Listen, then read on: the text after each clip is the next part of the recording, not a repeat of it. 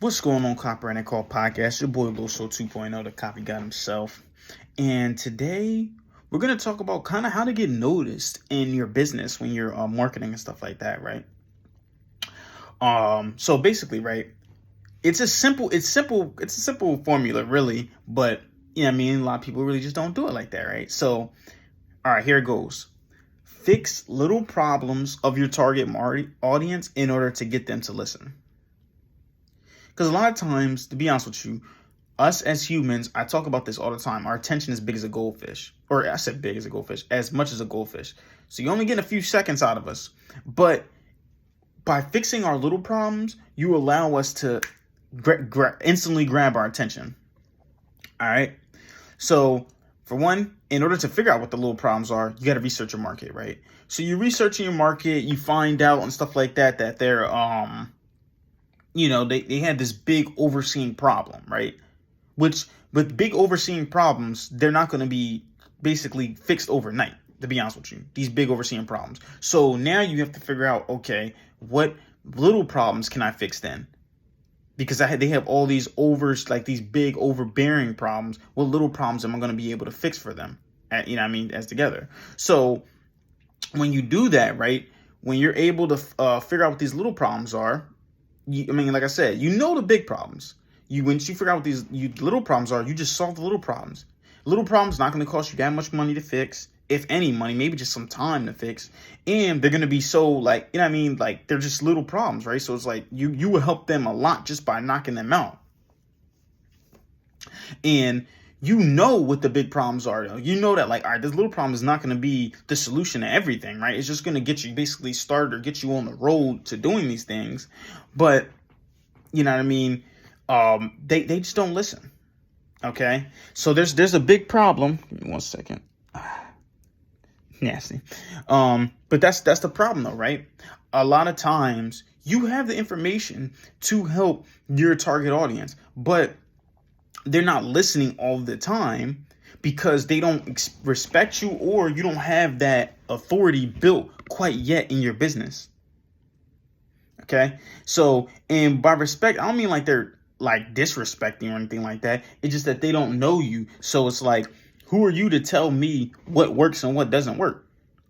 Shoot, I'm probably like that now, right? Somebody came up to me and was just like, yo, I'm gonna fix your business. Or for like marketers, or like for you, you're just like, maybe you're a personal trainer. Oh, I'm going to help you lose weight. And I'm like, bro, I don't even know you. Okay. Like, you're just talking right now. Right. Yeah. I mean, even if you're like the huskiest dude in the world, it's like, I still don't know you. You know what I mean? If that's what you're trying to get, though, like husky, though. So that's why you have to fix these small problems in order for them to listen. Right. So like if, you get them to work out or whatever.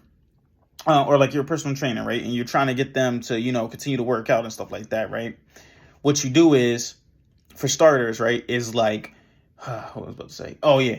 If for starters, what you do is you literally may say, hey, let me fix your form on your push-up or something like that. Something a little like that. Because they're doing push-up. Oh, my shoulder hurts when I do this. Okay, here, let me just fix your form a little bit. Fix their form. Oh, okay. Oh, wow, yeah, I don't feel it no more. Now you opened up that that place in order to start talking to them about your brand and start talking about other things. Now, I'm not saying they'll listen. Some people, you fix their problems and then they're instantly out of the store, away from you. It kind of reminds me of even like, for example, at my job, right? We try to get done what we have to do first before we fix their problem. You know what I mean? Because it's like, or like we have to get out of the way or collect the information we need before we fix their problem. Because if we do that before fixing their problem, then what happens is they'll just, oh, okay, thanks. And then they'll just leave instead of actually hear you out. So it's like, you gotta kind of like pick and choose your battles, right? Sometimes. But even then it's still, I fix their small problem, or maybe I may find another solution for it. Well, really that's what I do. I try to find another solution for the problem. So, and the thing about small problems is they're annoying, right? So you want them. So like that's the biggest thing why people feel so much relief when you fix them, is because it's like, all right, thank you. I was dealing with this. I was struggling with this.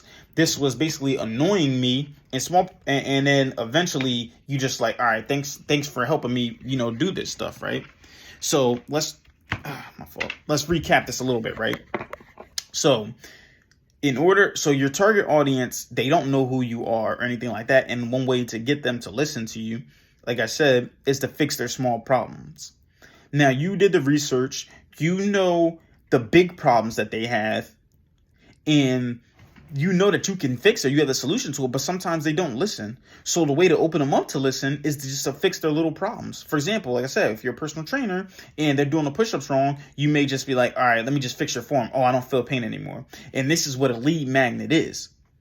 Basically, that's the whole point of a lead magnet, is just to fix the little problem for a consumer or for your target audience in order to open them up to listening to what else you have to sell. All right. It literally is the whole point of a lead magnet. You're trying to just basically grab their attention. That's it. And get their contact information in exchange, because then you're going to open up, because it allows them to start listening, because they know that you fixed one of their smaller problems. Because the thing about smaller problems is they can turn big instantly. So at first you may think like, oh, I'm good. Like, I don't really need help with this or whatever. And then you look up, and then your small problem turned into, you doing push-ups wrong for so long, turned into you getting shoulder surgery or something crazy, because you were doing it for so long, put so much strain on the muscle that you basically made something that was small and could have been dealt with quickly by just fixing your form, to now, oh man, now my shoulder's messed up and I can never do another push-up again type of thing. That's the thing about small problems. Like I said, they're annoying, they're nagging, and then they could keep building up and it becomes something way bigger. So it's better to just basically get done with them, get rid of them while they're small.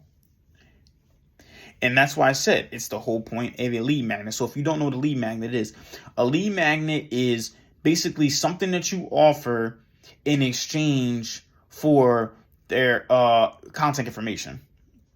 All right, so let me give you an example.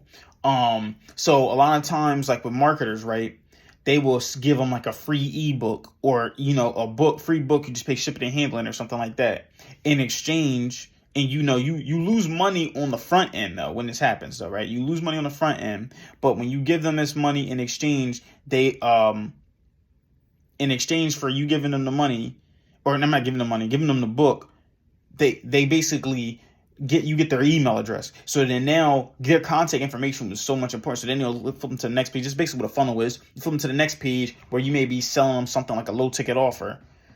You know what I mean? And then if they don't take that stuff, now you have their contact information to constantly follow up with them, because the money's in a follow up. It takes people an average of 3 to 6 months to buy from you. And then after that, boom, now you got them. The lead magnet fixed a small problem. Now, next thing you know, you may be making thousands of dollars off of this customer.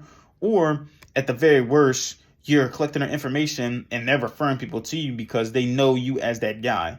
I mean, like me, I may be known as like the marketer, the mindset dude, right? So it's like I'm constantly giving you guys these gems and constantly giving you this content. If you follow me, if you're on my email list, you're going to constantly get these things. So now, at the end of the day, now it's like, oh, okay, now I'm locked in now. So now you constantly are seeing me, hearing me, whatever.